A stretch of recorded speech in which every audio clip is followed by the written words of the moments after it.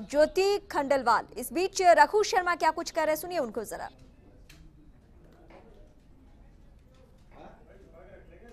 दिया लोगों को।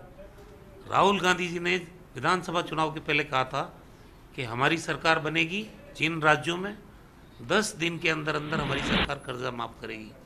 2 दिन में हमारी सरकारों ने कर्जा माफ करके दिखाया। आज न्याय, जो 20% आबादी देश की जो गरीबी रेखा के नीचे है, उनको राहुल गांधी जी ने भरोसा दिलाया इस घोषणा पत्र के माध्यम से कि उनकी कम से कम मासिक आय 12,000 के करीब होगी और 6,000 रुपये महीना 72,000 रुपये के साल के और 3,60,000 रुपये 5 साल में उनके खाते में सीधा कांग्रेस की सरकार बनेगी, पैसा हम ट्रांसफ़र करेंगे।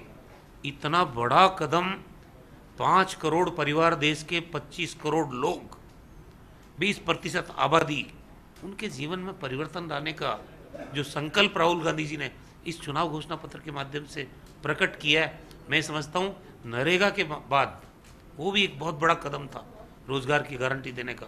हमने कहा, हमने किया, और उसके बाद में एक बहुत बड़ा ये जो फैसला कांग्रेस पार्टी ने किया है, और इसकी ऐसे नहीं है कि ऐसी घोषणा कर दी, मोदी जी ने कह दिया काला धन लाएंगे, 15 लाख दे देंगे।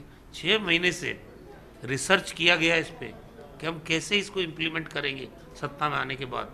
तो ये फुल प्रूफ डॉक्यूमेंट है। हमने ये जो वादा हमारे नेता ने किया है, ये वादा कांग्रेस पूरा करेगी, इस बात के लिए हम संकल्पित हैं।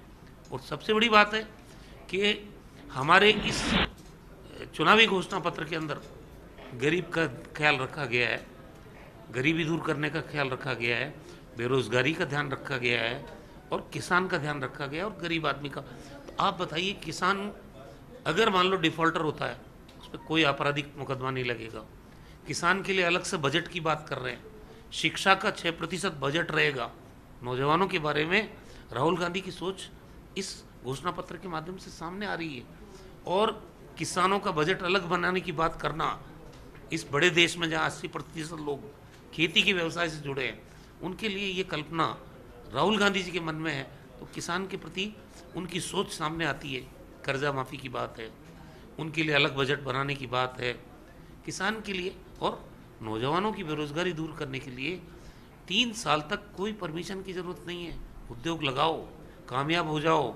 जब कामयाब हो जाओगे, 3 साल बाद परमिशन के चक्कर में पड़ने की बात है। तो ये एक बहुत बड़ा स्टेप है बेरोजगारी दूर करने का। जी, सीटों पे कितना असर पड़ेगा इन घोषणाओं का? सीटें तो हम 25 जीत रहे हैं राजस्थान में, और दिल्ली में कांग्रेस की सरकार बनेगी। इंतजार करिए। नरेंद्र मोदी के जुमलों से पूरा देश परेशान है। झूठ बोला गया, महंगाई के मुद्दे पे झूठ बोला, महंगाई 7वें आसमान पे चली गई। आज आम आदमी की कमर तोड़ के रख दी जीएसटी के माध्यम से। जिस तरह प्रधानमंत्री ने 2014 के पहले वायदे किए, बेरोजगारी पे 2 करोड़ लोगों को हर साल रोजगार दूंगा, 10 करोड़ नौकरियां कहाँ हैं बताओ। बीजेपी सिर्फ देश की जनता का ध्यान हटा के चुनाव जीतना चाहती है। अब सेना की आड़ से चुनाव जीतना चाह रही है। सेना के शौर्य और पराक्रम को पूरा देश नमन करता है। और एक बार नहीं, जब मनमोहन सिंह जी देश के प्रधानमंत्री थे, 11 बार सर्जिकल स्ट्राइक हुई है।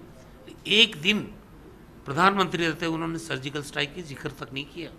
इंदिरा गांधी ने पाकिस्तान के 2 टुकड़े कर दिए, 90,000 सैनिकों को हिंदुस्तान की जेलों में कैद करके रख दिया।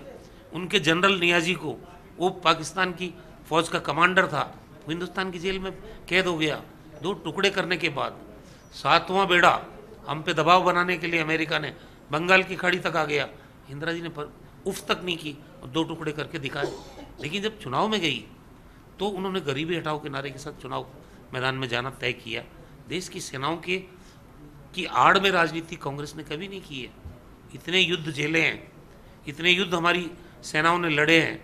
उनके शौर्य और पराक्रम को अपनी राजनीतिक रोटियां चमकाने में अगर हम काम में लेंगे, तो इससे बड़ा अपराध और पाप नहीं है कोई।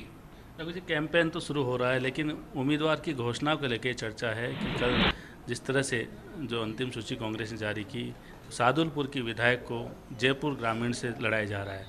क्या उम्मीदवारों की कमी थी या रणनीति है?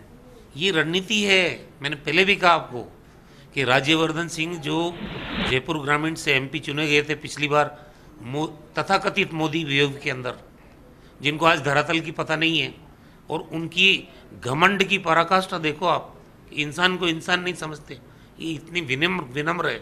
ये भी अंतर्राष्ट्रीय एथलीट है, इन्होंने भी देश का नाम रोशन किया है, गौरवान्वित किया है, अभी विधायक चुन के आई है। इतनी विनम्र है हमारी उम्मीदवार कि आप देखना जयपुर ग्रामीण तो हम जीतेंगे ही जीतेंगे, लेकिन राजस्थान में जो लक्ष्य हमने निर्धारित किया है 25 सीटों का, हमारा एक एक उम्मीदवार भारतीय जनता पार्टी के प्रत्येक उम्मीदवार से मजबूत है, और कांग्रेस पार्टी एकजुट है, और हम संकल्पित हैं कि राहुल गांधी जी के नेतृत्व में राजस्थान में 25 की 25 सीट कांग्रेस पार्टी जीत के दिखाएगी। संकल्पित है कांग्रेस, लेकिन देखना यह है कि राहुल गांधी की जो घोषणाएं हैं वो कांग्रेस के मिशन 25 पूरा करने में कितनी मददगार साबित होती है। कैमरामैन नरेंद्र के साथ Naresh Sharma, first India news, Jaipur.